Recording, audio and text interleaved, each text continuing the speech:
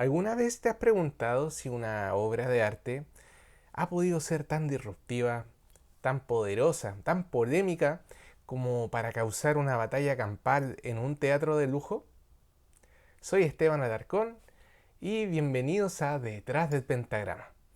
Y en este capítulo vamos a ver qué pasó exactamente la noche del estreno de la consagración de la primavera. En el capítulo anterior vimos cómo esta idea se fue gestando en la mente de los autores, pero hoy vamos a ver el estallido desde adentro.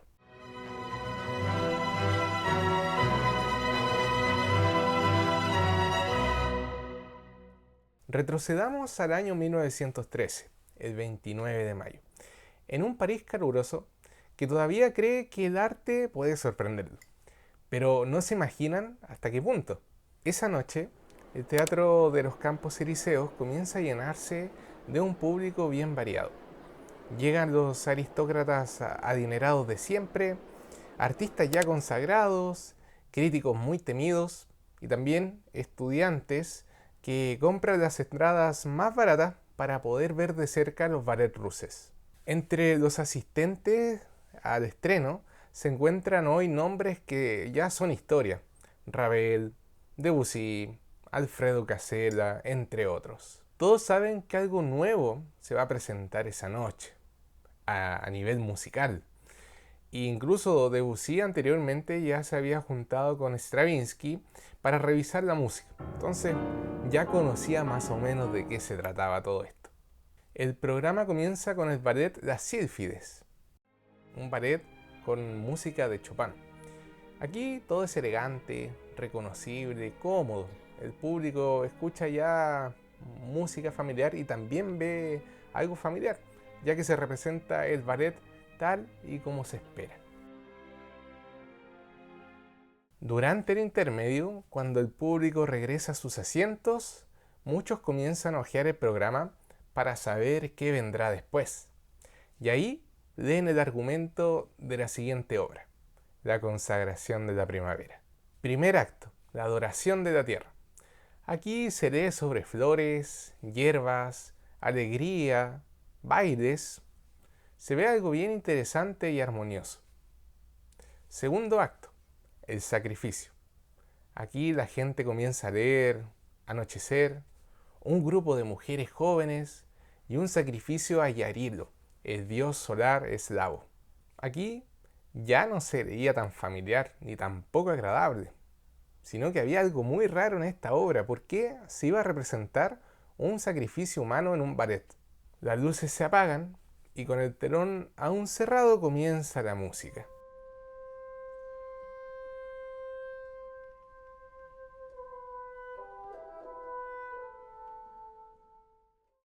Luego de esta melodía comienzan a aparecer los diferentes instrumentos, pero cada uno avanza por su propia cuenta.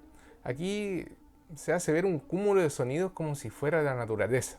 No hay un ritmo claro, ni tampoco hay una melodía cantable. Han pasado apenas 2 minutos cuando comienzan los primeros silbidos. Cuando el telón se abre, la música se vuelve aún más chocante. Hay disonancias muy marcadas, ritmos punzantes, acentos violentos, y en escena se ve a un grupo de hombres bailando alrededor de un círculo, con movimientos torpes, pesados, quebrando todas las reglas del ballet que hasta ese momento el público conocía. Ahí donde finalmente estalló la tormenta. Los silbidos ya se transforman en gritos, los gritos en insultos, incluso algunos llegan a los golpes. Según algunos testimonios, una dama elegantemente vestida desde un palco de la orquesta se levanta y abofetea a un joven que silbaba desde el otro palco. Así que su acompañante se puso de pie, se intercambiaron tarjetas. Así que eso significaba que iba a haber un duelo al día siguiente. Incluso llegan a contar que Maurice Ravel, lejos de mantenerse al margen, estaba entre los gritos, furioso, participando activamente de esta batalla sonora. Mientras Debussy dicen que estaba más triste por toda esta situación. El único que parecía completamente ajeno a todo lo que estaba pasando era el director de orquesta, Pierre Monteux, quien continúa dirigiendo la orquesta con una calma casi inquietante, como si estuviera en un teatro vacío. Intentaron encender y apagar las luces del teatro para ver si la gente se calmaba, pero no hubo caso.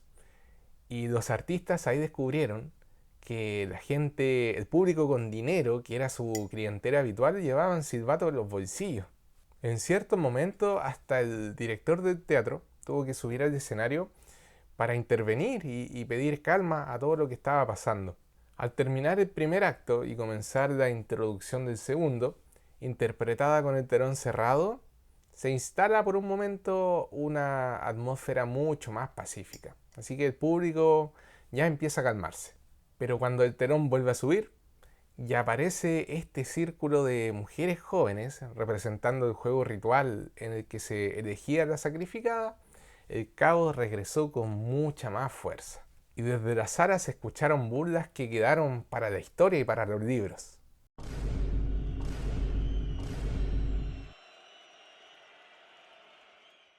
Al final del ballet, la sala estalló en aplausos y abucheos en partes iguales. No hubo disturbios posteriores, pero hubo mucha tensión. Los artistas salieron 5 veces a saludar al público y hubieron ovaciones especiales para la orquesta y para Monteux, quien más tarde diría que había tocado hasta el final exactamente como lo habían ensayado. Los bailarines quedaron exhaustos, acalorados, pero también muy aliviados. Y las críticas se dividieron ferozmente entre los defensores de esta nueva música como también los detractores y más conservadores. Pero sin que nadie lo supiera en ese momento, esa noche había marcado un punto sin retorno en lo que significaba componer música en la época moderna. Hubo un hecho que nunca pudo verificarse. Algunos testigos mencionaron que en cierto momento entró la policía para ordenar todo el caos que había en el teatro y se llevaron a la gente más escandalosa. Ese mismo año este ballet tuvo algunas funciones en Londres y hasta ahí quedó la coreografía creada por Nijinsky. En la década de 1980 se intentó reconstruir, aunque nunca sabremos exactamente si fue como la original. La música puede sobrevivir al tiempo gracias a las partituras. Es un sistema de notación relativamente estable y permite reproducir la música con bastante fidelidad a cómo la escribió el autor. Al menos su estructura esencial. No vamos a entrar en detalles técnicos ni en la intención del autor. En cambio, la danza por mucho tiempo no tuvo un sistema de notación para ser replicada con precisión. Décadas más tarde, cuando intentaron reconstruirla, no pudieron leer la obra como se lee una partitura, sino que tuvieron que recomponerlas como un rompecabezas, a partir de notas escritas dispersas, dibujos de ensayo, recuerdos fragmentarios de los asistentes y apenas 3 fotografías tomadas antes del estreno. Stravinsky no destruyó la música occidental con la consagración de la primavera, pero sí la empujó hasta un límite que para el oído de 1913 era muy incómodo. Y una de las razones más evidentes de ese choque está en algo que reconocemos de inmediato cuando escuchamos la obra, que son las disonancias. Lo que hace Stravinsky no es fruto del azar o simplemente estar golpeando el piano o haciendo sonar los instrumentos de forma azarosa, sino que todo lo hace con una razón por detrás. Por ejemplo, en el famoso golpeteo que se escucha en el inicio de la consagración de la primavera, en realidad son 2 acordes consonantes. Mi mayor, que de por sí solo suena muy bonito, como también mi bemol mayor, que Stravinsky lo usa con séptima. Y esta tonalidad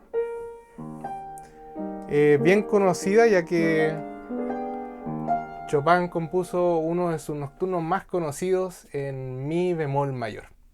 Pero el problema para nuestros oídos es que Stravinsky las toca al mismo tiempo. Pero el verdadero motor de la consagración de la primavera no es la armonía, sino que es el ritmo. Aquí el ritmo ya deja de acompañar y pasa a mandar. Stravinsky fragmenta el pulso, desplaza acentos y cambia la métrica constantemente.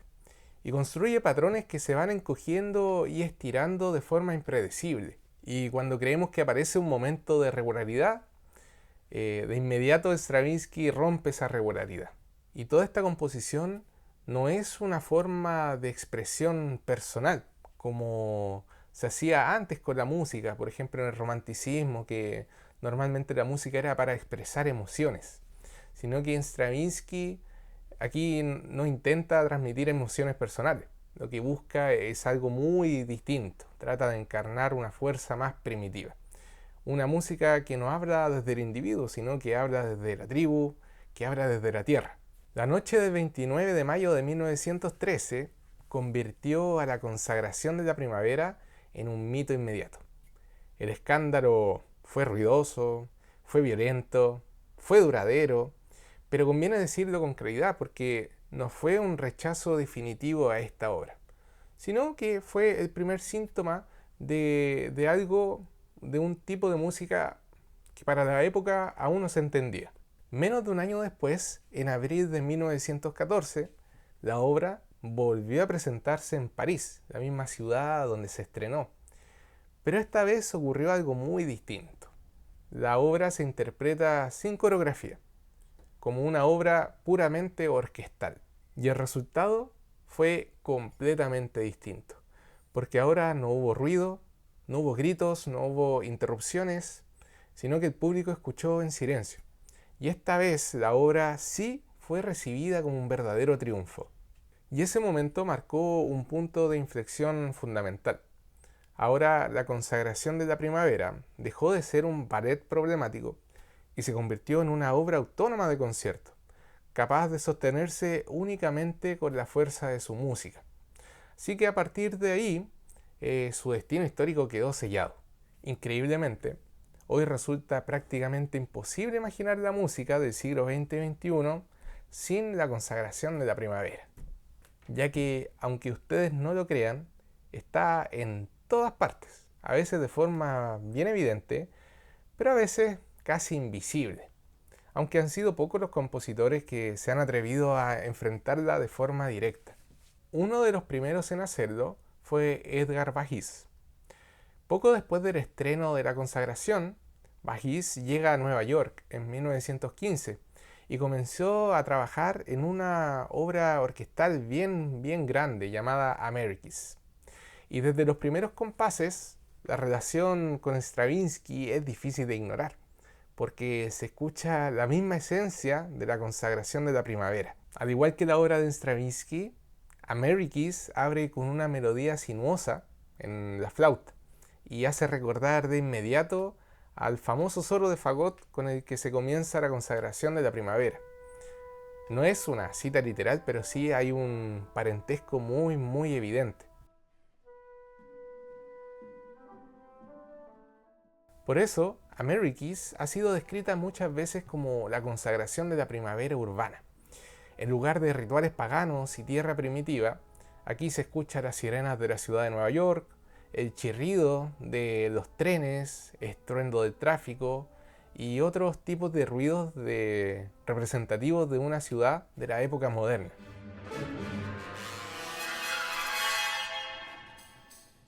Y con el paso de los años, la consagración de la primavera también llega a la sala de clases. A partir de la década de 1920, y con mucha más fuerza después de la Segunda Guerra Mundial, pasó a ocupar un lugar fundamental en conservatorios y universidades de todo el mundo. Ya no se escuchaba como una provocación o como una obra polémica, sino que la veían como un caso de estudio fundamental. Compositores, directores y estudiantes se enfrentaron a esta partitura como si fuera un verdadero laboratorio sonoro. Y para muchos profesores del siglo XX, entender esta obra era entender el punto exacto donde la música dio un giro irreversible. Y ese análisis profundo fue una pieza clave en las célebres clases de Oliver Messiaen durante su estancia en el Conservatorio de París. Y de esas clases surgirían figuras centrales de la vanguardia europea. Así que la partitura de Stravinsky aquí ocupó un lugar muy privilegiado. Para Messiaen, la consagración de la primavera no era solamente una obra maestra del pasado, sino que era un texto esencial, casi obligatorio de estudio, para cualquier compositor que quisiera entender cómo pensar la música del futuro. Hay otro dato clave para entender el impacto de la obra. El jazz y la obra de Stravinsky nacieron casi al mismo tiempo, y desde muy temprano este ballet se convirtió en una referencia muy poderosa para músicos de jazz, que a lo largo de todo el siglo XX, incluso hasta hoy, volvieron a esta obra de forma constante. Y no fue simple casualidad, ya que en su época este ballet fue percibido como una música distinta a todo lo anterior. Incluso décadas más tarde, Leonard Bernstein, un reconocido músico y director de orquesta estadounidense, la describiría como jazz prehistórico. Y no era una simple comparación técnica, sino que era mucho más histórico y mucho más cultural. Y ambos lenguajes al final compartían la misma esencia, que era una relación física con el ritmo y con esta música que parecía surgir más del cuerpo, de la improvisación, que de la abstracción o de emociones.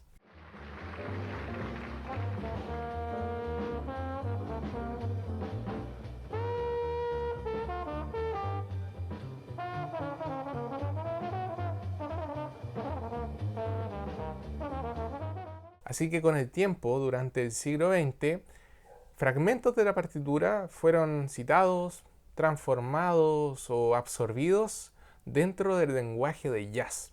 Un ejemplo especialmente claro aparece en una canción de Alice Coltrane. En su pieza Spring Rounds, Coltrane se inspira en uno de los momentos más tranquilos del ballet de Stravinsky, la danza circular de las jóvenes o el Chorovod. Y en lugar de reproducir la música tal y como fue, tomó este espíritu ritual y lo convierte en una especie de meditación. Este tipo de apropiaciones demuestra que el impacto de la consagración de la primavera no se limitó solamente al mundo académico ni a la música sinfónica. La obra abrió una puerta que permitió diálogo entre distintos tipos de música y distintas tradiciones, convirtiéndose en un punto de encuentro inesperado entre la música europea de comienzos del siglo XX y una de las expresiones más influyentes de la cultura moderna. Para millones de personas, la obra de Stravinsky quedó asociada para siempre a una imagen muy concreta: los dinosaurios. Y esa asociación no vino del mundo del ballet ni de la sala de conciertos, sino que llegó desde el cine. En 1940, Walt Disney estrenó la película Fantasía, donde utilizó la música de Stravinsky para acompañar una ambiciosa secuencia sobre el origen de la vida en la Tierra. Y para hacerlo, la obra, eso sí, tuvo que ser editada. Se recortó, se movió, se reorganizó para poder calzarse con las escenas de la película.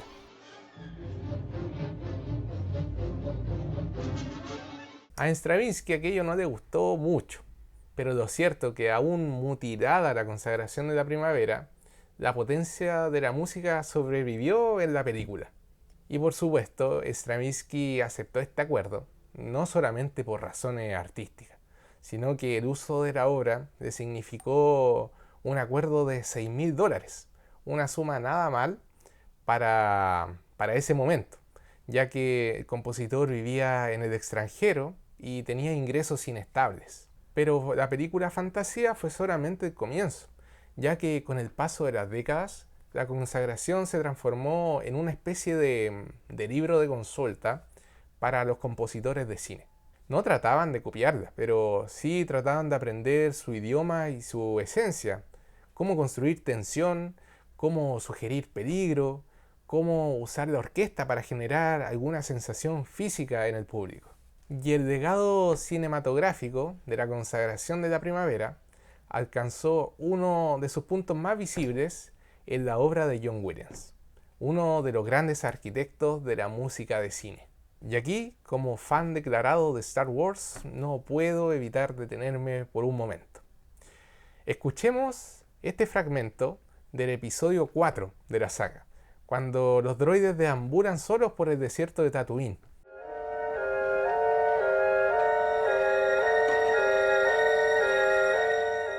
Ahora comparemos ese mismo clima sonoro con el inicio del segundo acto de la consagración de la primavera.